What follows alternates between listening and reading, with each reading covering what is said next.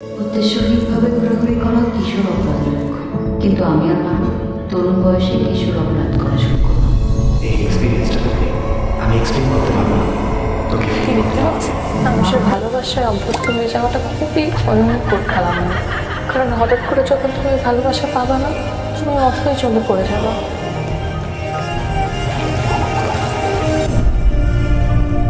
নীল শব্দটা ব্যবহার হয় বিষ অর্থে।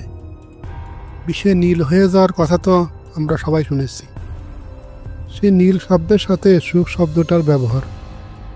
সত্যি কি নীল সুখ কোনো সুখের গল্প, নাকি মৃত্যুর গল্প, নাকি কষ্টরূপ পৈশাচিক কোনো সুখের গল্প? পরিচালক যখন ভিকি যায় তখন রহস্যের গন্ধ তো আছেই, আছে ভিন্ন ধরনের গল্প আর সাসপেন্সের ইঙ্গিত। কি আছে নীল সুখের গল্পে? চলুন জেনে আসি এই মুভির সব কিছু।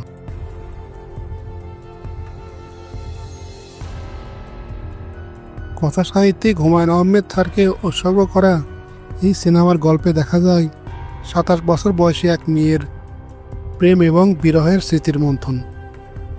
যদিও ভিকি জায়েদ বাংলাদেশের থ্রিলার কিং হিসেবে পরিচিত, তবে এই মুভির গল্পটা তেমনটা নয়।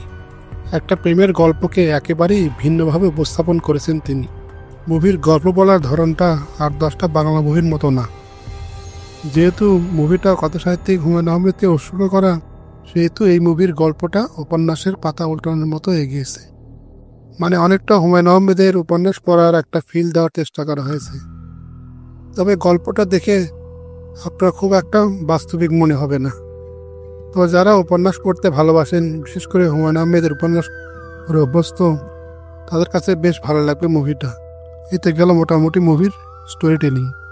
এরপর যদি কথা বলি টেকনিক্যাল বিষয়গুলোকে নিয়ে, তাহলে প্রথমে বলবো এই মুভিটা টেকনিক্যালি বেশ সাউন্ড। মুভির cinematography, background music, colour grading বেশ ভালো ছিল। যে বাড়ির মতো গল্পটা বেড়ে উঠেছে, সেই বাড়ির সেট ডিজাইন এবং কালারের কাজ বেশ প্রাণবন্ত লেগেছে। মুভিটা প্রেম বিরহের সাথে মুভির নামে রঙের আইডেন্টিটি দেয়া এবং একই সাথে মুভির সেট ডিজাইনে রঙের বিষয়টাকে আলাদাভাবে গুরুত্ব দেয়া এই গল্পের গভীরতা বৃদ্ধি করেছে।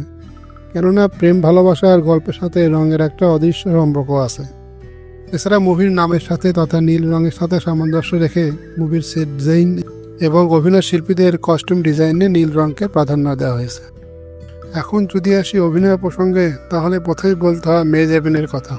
মেহজাবিন বরাবরই একজন ভালো মানের অভিনেত্রী এবং ভিকি জায়েদের গল্পে প্রধান নারী চরিত্র।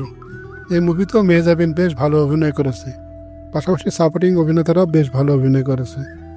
তবে গল্পটাকে ইচ্ছে করে লম্বা করা হয়েছে, বেশ কিছু সিনকে লম্বা করা হয়েছে। হয়তো গল্প ডিমান্ড করে না, তারপরও এখানে বেশ কিছু দীর্ঘ সিন করা হয়েছে।